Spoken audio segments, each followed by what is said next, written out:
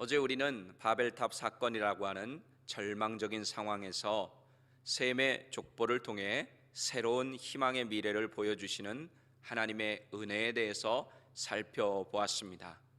셈의 족보가 미래의 희망이 될 수 있었던 것은 하나님의 구원의 역사의 시작이요 축복의 근원이 될 이스라엘의 조상인 아브라함의 이름이 마지막에 등장했기 때문입니다.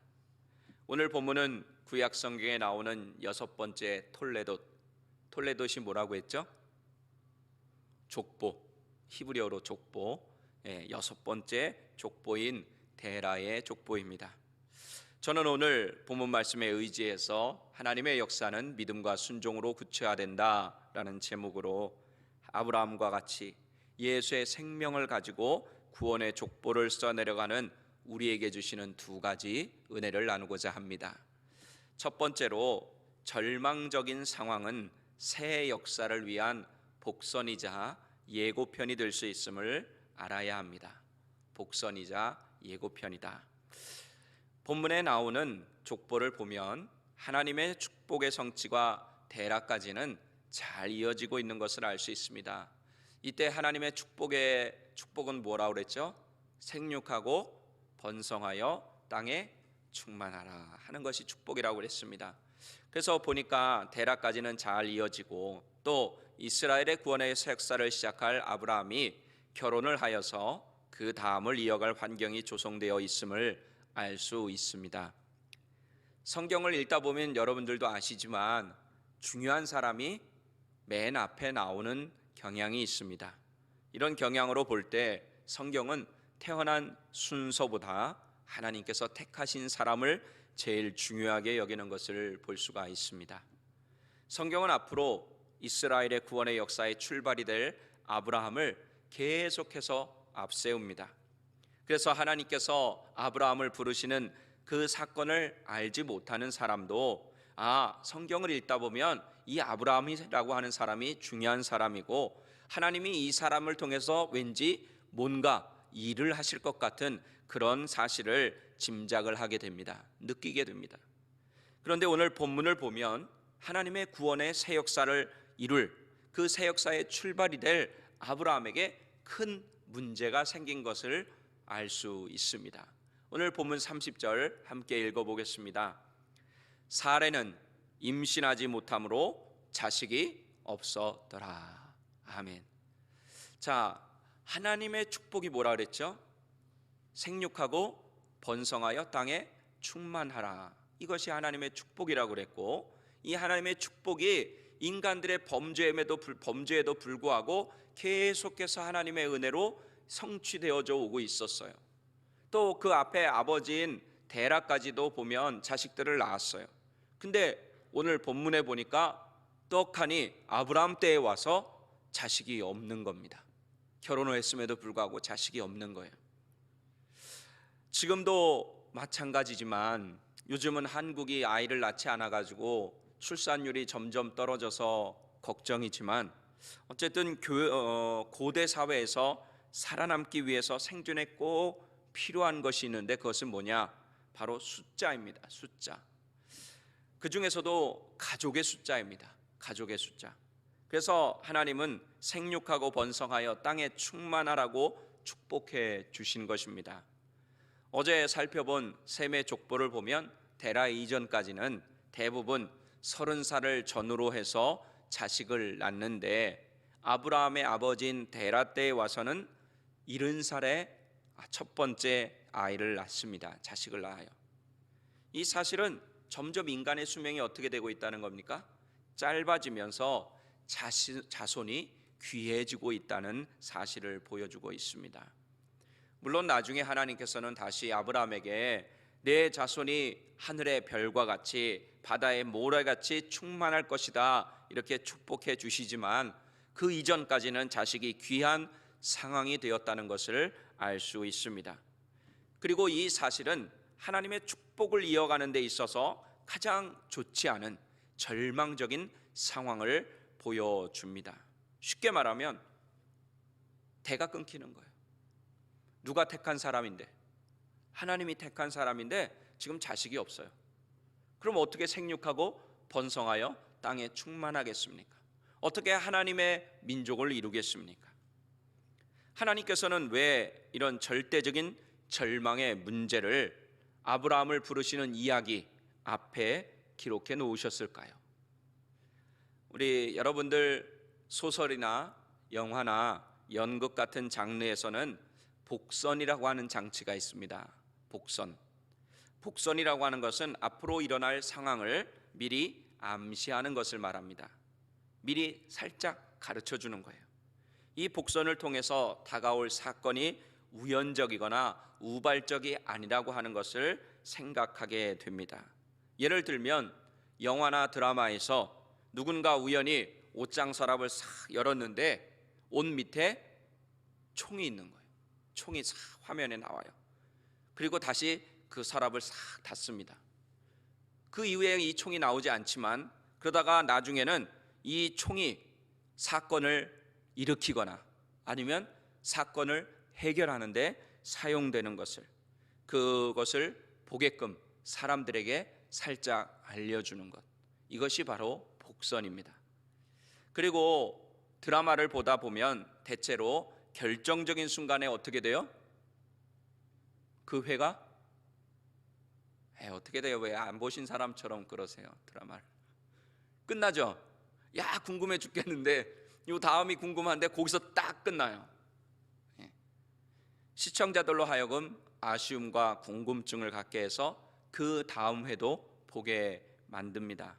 그때 그렇게 끝나는 것이 아니라 그 다음 회를 살짝 보여줘요. 이것이 뭐라고 합니까? 예고편. 예고편. 오늘 읽은 본문 30절이 바로 앞으로 일어날 아브라함의 사건에 대한, 또 하나님의 놀라운 새 역사에 대한 복선과 예고편의 역할을 하고 있습니다. 창세기를 읽은 사람들로 하여금 지금까지는 별 문제 없이 하나님의 축복대로 족보가 계속해서 누가 낳고 누가 누구를 낳고 누가 누구를 낳고 이어져 내려오다가 갑자기 아브라함 때에 와서 부인이 임신을 하지 못해서 자식이 없다고 하며 절망적인 상황으로 딱 11장을 마무리하는 거예요. 그렇게 되면 어떻게 될까요? 그 12장에 과연 어떤 일이 일어날까 궁금해지는 것입니다. 그러면서 아브라함의 아버지인 데라가 가족들을 데리고 고향을 떠나 하란으로 가는, 즉 더 궁극적인 목적지는 가나안 땅으로 나오는데 그 가나안 땅으로 가는 예고편을 보여주는 것으로 오늘 11장 원 역사를 마무리합니다. 그리고 아브라함의 아내가 임신을 하지 못하고 자식이 없는 절망적인 상황을 통해서 그 하나님께서 그 절망적인 상황을 통해서 일하실 것이라고 하는 것을 넌지시 보여주는 복선을 깔고 있습니다. 뭐 굳이 하나님이 아무 일도 없는데 그렇게 기록해 놓으셨지는 않을 테니까 말입니다. 우리도 살아가면서 아브라함과 같이 잘 지내다가 갑자기 문제나 어려움이 다가오는 경우가 있습니다. 갑자기 몸이 아프다거나 또 잘 되던 사업에 갑자기 문제가 생긴다거나 또 지금까지 말도 잘 듣고 착하게 지냈던 자식이 갑자기 변한다거나 가정에 이런저런 어려움의 문제가 찾아온다는 것, 이것은 우리에게는 절망적인 상황이 아닐 수 없습니다. 이럴 때 여러분 오늘 말씀을 기억하시기 바랍니다. 그 상황을 보면서 현실 그대로 문제와 어려움만을 보지 마시고 하나님께서 이 상황을 이용해서 무언가 나에게 새로운 역사를 이루시겠구나, 무언가 나에게 하나님의 뜻을 이루어 주시겠구나 하는 그 예고편으로 보시기를 바랍니다. 또 복선으로 바라보시기를 바랍니다. 성경이 우리에게 보여주시는 것이 바로 그겁니다. 하나님의 역사는 항상 이렇게 역사해 오셨습니다. 이루어 오셨어요.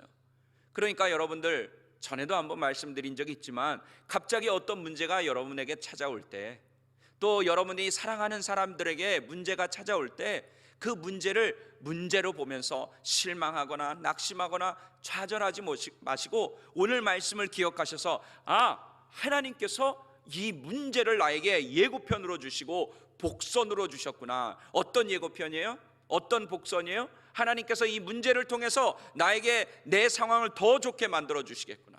이 어려움을 통해서, 절망적인 상황을 통해서 하나님의 새 역사가 일어나겠구나. 내 사랑하는 자녀들에게 더 좋은 일이 일어나겠구나 하면서 그것을 바라보고 그것을 믿으라고 하는 것입니다. 그러면 그렇게 될까요? 안 될까요? 내 믿음대로 될지어다. 예, 그렇게 믿으면 그렇게 되는 것입니다. 뭐 그렇다고 해서 뭐 나쁜 짓 하려고 막 믿는데 그것까지 된다고 하는 거, 그런 건 아니라고 하는 거 여러분들 다 아실 것입니다. 우리가 하나님의 뜻을 구하면, 하나님께 믿음을 가지고 기도하면 아무리 절망적인 상황일지라도 하나님은 그것을 통해서 하나님의 놀라운 새 역사를 이루어 가시는 것입니다. 두 번째로, 하나님의 역사는 믿음과 순종으로 구체화된다는 사실을 알아야 합니다. 데라가 70세의 아브라함을 낳았고 하란을 떠날 때 아브라함의 나이가 75세였기 때문에 아브라함이 하란을 떠날 때 데라의 나이, 아버지의 나이는 145세가 됩니다. 오늘 205세에 죽었다고 하니까 아브라함이 하란을 떠난 이후에도 데라는 하란에서 60년을 더 산 셈이 됩니다. 여기서 데라가 하란에서 계속 머물러 있었던 사실을 주목할 필요가 있습니다. 데라가 자신의 고향 갈대아 우르를 떠날 때의 목적지는 분명히 가나안 땅이라고 성경은 말합니다. 오늘 본문 31절 함께 읽어보겠습니다. 데라가 그 아들 아브람과 하란의 아들인 그의 손자 롯과 그의 며느리 아브라함의 아내 사레를 데리고 갈대아인의 우르를 떠나 가나안 땅으로 가고자 하더니 하란에 이르러 거기 거류하였으며. 아멘. 이렇게 아브라함의 아버지 데라는 도중에 하란에 머물며 살다가 그곳에서 죽습니다. 성경에 보면 하나님이 아브라함을 처음으로 부르신 곳이 하란이 아니고 갈대아 우르라고 얘기합니다. 오늘 창세기 15장 7절 함께 읽어보겠습니다. 또 그에게 이르시되 나는 이 땅을 내게 주어 소유를 삼게 하려고 너를 갈대아인의 우르에서 이끌어낸 여호와니라. 아멘. 이게 하나님께서 아브라함에게 하신 말씀이거든요. 즉 아브라함이 어디에 있을 때 불렀다는 거예요? 하나님께서 갈대아 우르에서. 근데 오늘 본문을 보니까 누가 갈대아 우르에서 나왔다고 해요? 데라가 그 가족들을 데리고 갈대아 우르에서 나왔다고 얘기합니다. 뭔가 좀 앞뒤가 맞지 않는 것 같습니다. 하나님은 아브라함에게 갈대아 우르에서 불렀다고 하고, 오늘 읽은 본문은 데라가 자신들의 식구를 데리고 갈대아 우르에서 나와서 가나안 땅을 향해서 갔다고 이야기를 합니다. 이런 정황을 살펴보면 아브라함을 부르실 때 데라도 그 부르심에서 제외되어 있지 않았음을 짐작할 수가 있습니다. 하나님의 말씀에는 분명히 아브라함을 갈대아 우르에서 살 때 부르셨다고 했기 때문입니다.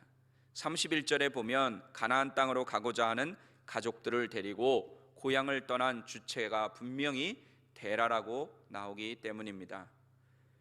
여러분들, 고대 사회에서 가장으로서 아버지의 역할은 지금과는 너무나도 차이가 납니다. 훨씬 더 그 역할과 권한이 강력했습니다. 그리고 고대에는 아버지가 아내나 자녀들에 대한 처분권까지 가지고 있었습니다. 자녀를 죽인다거나 아내를 죽여도 뭐라고 할 수 없는 그런 시대가 바로 고대 시대였습니다. 그때 가나안 땅을 향해서 갈대아 우르를 떠나는 일에 데라가 중요한 역할을 했다고 봐야 합니다. 성경에 기록된 말씀을 근거로 볼 때 하나님은 아브라함을 분명히 갈대아 우르에 살 때 부르셨습니다. 그리고 그때 그 아버지의 그 권한을 생각할 때 아브라함이 마음대로 그 집을 떠날 수는 없었을 것입니다. 그러니까 아버지인 데라에게 의논했을 거예요. 하나님께서 나를 가나안 땅으로 가라고 하십니다. 그러니까 데라는 그 아들의 이야기를 듣고 그럼 나도 같이 가자, 원하는 식구들 다 데리고 가자, 그렇게 움직이는 것입니다. 그것을 어떻게 알 수 있냐? 셈의 족보에 나오는 그 사람들의 나이를 계산해 보면 홍수 후에 살아남은 노아의 아들 셈이 이때 당시에 살아 있습니다. 그 얘기는 뭡니까? 아브라함도 데라도 하나님이 일으키신 홍수의 심판에 대한 이야기를 알고 있었다는 것이고, 그 이후에 제물을 드려서 하나님께 제사를 드렸다는 것도 알고 있었다는 얘기가 되는 것입니다.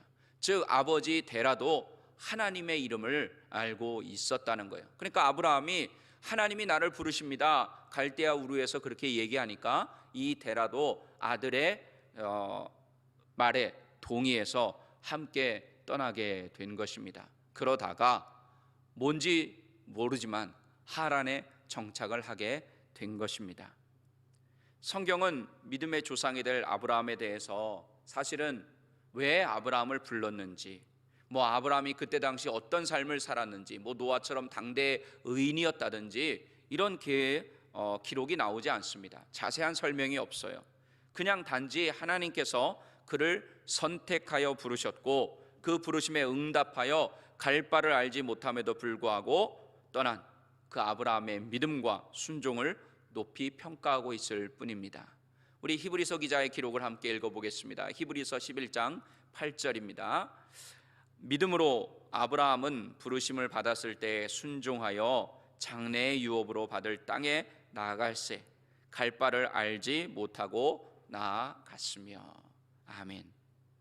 이 아브라함의 믿음과 순종이 결국 나중에 하나님의 구원의 새 역사를 구체화하는 기초가 되었다고 믿습니다. 여러분들 한번 떠났어요. 떠나서 하란이라고 하는 곳에서 아버지하고 잘 살고 있었어요.